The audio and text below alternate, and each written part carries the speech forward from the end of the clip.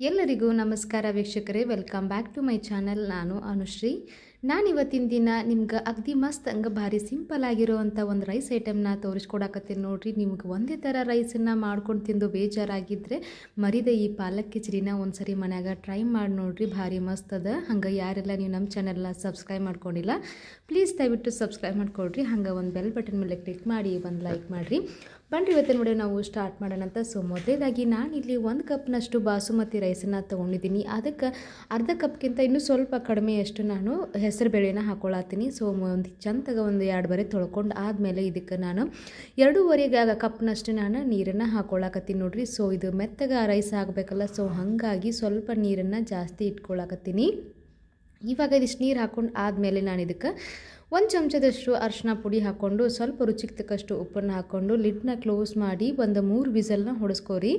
So ಈ ಕಡೆ ನಾನು 1 ಕಟ್ ಪಾಲಕ್ನ ತೊಗೊಂಡಿದ್ದೆ. ಸೊ ಕ್ಲೀನಾಗಿ ವಾಶ್ ಮಾಡಿ ಇಟ್ಕೊಂಡಿದ್ದೆ. ಇದನ್ನು ಕೂಡ ಬಿಸಿ ಕುದಿಯುವಂಥ ನೀರಲ್ಲಿ ಹಾಕಿ ಒಂದು ಕುದಿ ಕುದ್ದಾದ್ಮೇಲೆ ತಕ್ಕೊಂಡ್ಬಿಡೋಣಂತ. ಸೊ ಈ ಹಸಿ ವಾಸನೆ ಎಲ್ಲ ಹೋಗಿರುತ್ತೆ ಪಾಲಕದ್ದು. ಹಾಗೆ ನಾವು ಇದನ್ನು ಸ್ವಲ್ಪ ಕೋಲ್ಡ್ ವಾಟ್ರಲ್ಲಿ ಹಾಕಿದ್ವಿ ಅಂತಂದರೆ ಕಲರ್ ತುಂಬ ಚೆನ್ನಾಗಿ ಗ್ರೀನಾಗಿ ಬರುತ್ತೆ ನೋಡಿರಿ. ಸೊ ಕಲರ್ ಕಪ್ಪಾಗಿ ಅನ್ಸಂಗಿಲ್ಲ, ಹಾಗಾಗಿ ಕಲರ್ ಪೂರ್ತಿ ಗಾಢವಾಗಿ ಹಸಿರಾಗಿ ಬರುತ್ತೆ ನೋಡ್ರಿ. ಇದು ಸ್ವಲ್ಪ ತಣ್ಣಗಾದ್ಮೇಲೆ ನಾನು ಇದನ್ನು ಜಾರಿಗೆ ಹಾಕ್ಕೊಳಕತ್ತೀನಿ. ಹಾಗೆ ಒಂದು ಅರ್ಧ ಹಿಡಿಯಷ್ಟು ಪುದೀನ ಸೊಪ್ಪು, ಹಾಗೆ ನಾನು 1 ಹಿಡಿಯಷ್ಟು ಕೊತ್ತಂಬರಿ ಸೊಪ್ಪನ್ನು ಹಾಕ್ಕೊಳಕತ್ತೀನಿ. ಸೊ ಈ ರೀತಿ ನುಣ್ಣಗೆ ನಾವು ಪೇಸ್ಟ್ ಮಾಡಿ ಹಾಕೋದ್ರಿಂದ ತುಂಬ ಚೆನ್ನಾಗಿ ಅನಿಸುತ್ತೆ. ಸೊ ಇವಾಗ ಖಾರಕ್ಕೆ ಒಂದು 2 ಹಸಿಮೆಣಸಿನ್ಕಾಯಿನ ಹಾಕ್ಕೊಂಡು ಈ ರೀತಿ ಪೂರ್ತಿ ನೈಸಾಗಿ ರುಬ್ಕೊಂಬಿಡೋಣಂತ. ಇದಕ್ಕೆ ನೀರು ಹಾಕುವಂಥ ಅವಶ್ಯಕತೆ ಏನಿರಂಗಿಲ್ಲ ನೋಡ್ರಿ. ಸೊ ಈ ಕಡೆ ಒಗ್ಗರಣೆಗೆ ನಾನು ಒಂದು 2 ರಿಂದ 3 ಚಮಚದಷ್ಟು ತುಪ್ಪನ ಹಾಕ್ಕೊಳಕತ್ತೀನಿ. ಹಾಗೆ 1 ಚಮಚದಷ್ಟು ಸಾಸಿವೆ ಹಾಕ್ಕೊಂಡು ಜೀರಿಗೆ ಹಾಕ್ಕೊಂಡು ಆದಮೇಲೆ ಚಟಪಟ ಅಂತ ಸಿಡಿದಾದ್ಮೇಲೆ ನಾನು ಒಂದು ಉಳ್ಳಾಗಡ್ಡಿನ ಕಟ್ ಮಾಡಿದ್ದು ಉಳ್ಳಾಗಡ್ಡಿನ ಹಾಕ್ಕೊಳಕತ್ತೀನಿ ನೋಡ್ರಿ, ಸಣ್ಣ ಕಟ್ ಮಾಡಿದ್ದು. ಸೊ ಇದು ಉಳ್ಳಾಗಡ್ಡಿ ಹಸಿ ವಾಸನೆ ಎಲ್ಲನೂ ಹೋಗಬೇಕು. ಇವಾಗ ನಾನು ಒಂದು 2 ಚಮಚದಷ್ಟು ಬೆಳ್ಳುಳ್ಳಿ ಪೀಸು, ಹಾಗೆ 1 ಚಮಚದಷ್ಟು ಅಲ್ಲ ಪೀಸನ್ನು ಹಾಕ್ಕೊಳಕತ್ತೀನಿ.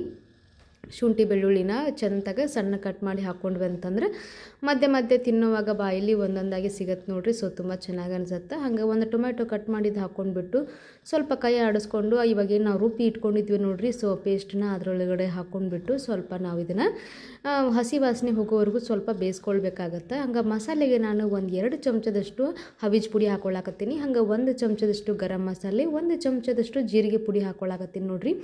ಸೊ ಇದಿಷ್ಟು ಹಾಕ್ಕೊಂಡು ಆದಮೇಲೆ ನಾವು ಸ್ವಲ್ಪ ಇದನ್ನು ಚೆನ್ನಾಗಿ ಮಿಕ್ಸ್ ಮಾಡೋಣಂತ. ಮಿಕ್ಸ್ ಮಾಡಿಕೊಂಡು ನಾನು ಇದಕ್ಕೆ 1 ಕಪ್ನಷ್ಟು ನಾನು ನೀರನ್ನು ಹಾಕ್ಕೊಳಕತ್ತೀನಿ. ಸೊ ನಮಗೆ ಕಿಚಡಿ ಥರ ಬೇಕಲ್ಲ, ಸೊ ಹಾಗಾಗಿ ಸ್ವಲ್ಪ ನೀರಿನ ಅಂಶ ಇರಲಿ, ತುಂಬ ಚೆನ್ನಾಗಿ ಅನಿಸುತ್ತೆ. ಈ ಕಡೆ ನಾನು ಅನ್ನ ಇಟ್ಕೊಂಡಿದ್ದೆ ನೋಡಿರಿ. ಸೊ ಅನ್ನ ರೆಡಿ ಆಗೈತಿ. ಇವಾಗ ಅದರೊಳಗಡೆ ಮಿಕ್ಸ್ ಮಾಡ್ಕೊಳ್ಳೋಣಂತ. ಮಿಕ್ಸ್ ಮಾಡ್ಕೊಂಡ್ಬಿಟ್ಟು ಈ ರೀತಿ ನಾನು ಸ್ವಲ್ಪ ಎರಡೂ ಪೂರ್ತಿ ಚೆನ್ನಾಗಿ ಹೊಂದ್ಕೊಳ್ಬೇಕು ನೋಡಿರಿ. ರೈಸು ಮತ್ತು ಅದೇ ರುಬ್ಬಿ ಇಟ್ಟಿದ್ದೆ ನಾವು ಮಿಶ್ರಣ ಏನಿತ್ತಲ್ಲ, ಸೊ ಮಸಾಲೆ ಎಲ್ಲನೂ ಒಂದಕ್ಕೂ ಅನ್ನಕ್ಕೆ ಹೊಂದ್ಕೋಬೇಕು.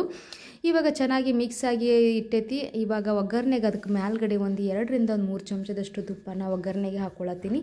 1 ಚಮಚದಷ್ಟು ಸಾಸಿವೆ ಹಾಕ್ಕೊಂಡು ಒಂದು 10 ರಿಂದ 12 ಗೋಡಂಬಿನ ಚಿಕ್ಕದಾಗಿ ಪೀಸ್ ಕಟ್ ಮಾಡಿ ಹಾಕ್ಕೊಂಡ್ವಿ ಅಂದ್ರೆ ಮೇಲ್ಗಡೆ ಇವಾಗ ಒಗ್ಗರಣೆ ಹಾಕಿದ್ವಿ ಅಂತಂದ್ರೆ ಮಸ್ತಂಗ ಕಿಚಡಿ ರೆಡಿ ಆಗ್ತೈತೆ ನೋಡ್ರಿ. ಪಾಲಕ್ ಕಿಚಡಿ ಮೇಲ್ಗಡೆ ಸ್ವಲ್ಪ ಅಲಂಕಾರಕ್ಕೆ ಕೊತ್ತಂಬರಿ ಸೊಪ್ಪು ಹಾಕಿದ್ವಿ ಅಂತಂದ್ರೆ ಅಗದಿ ಭಾರಿ ಮಸ್ತಂಗ ಸಿಂಪಲ್ಲಾಗಿ ಒಂದೇ ಥರ ರೈಸ್ ಐಟಮ್ ಮಾಡ್ಕೊಂಡು ತಿಂದು ಬೇಜಾರಾಗಿರೋರು ಈ ಪಾಲಕ್ ಕಿಚಡಿನ ಒಮ್ಮೆ ಟ್ರೈ ಮಾಡ್ಬೋದು. ತುಂಬ ಅಗದಿ ಮಸ್ತಂಗದ ರೆಸ್ಟೋರೆಂಟ್ ಸ್ಟೈಲ್ ಒಳಗೆ ನೀವು ಈ ಪಾಲಕ್ ಕಿಚಡಿನ ಮಾಡ್ಕೊಂಡು ತಿನ್ಬೋದು ನೋಡ್ರಿ. ಹಂಗೆ ನೀವು ಇದ್ರಗಡೆ ಮೇಲ್ಗಡೆ 1 ಚಮಚ ತುಪ್ಪ ಹಾಕ್ಕೊಂಡು ತಿಂದ್ರಂದ ಭಾರಿ ಮಸ್ತ್ ಇರುತ್ತೆ. ಹಂಗೆ ಕೂಡ ಆರೋಗ್ಯಕ್ಕೆ ಒಳ್ಳೆಯದು.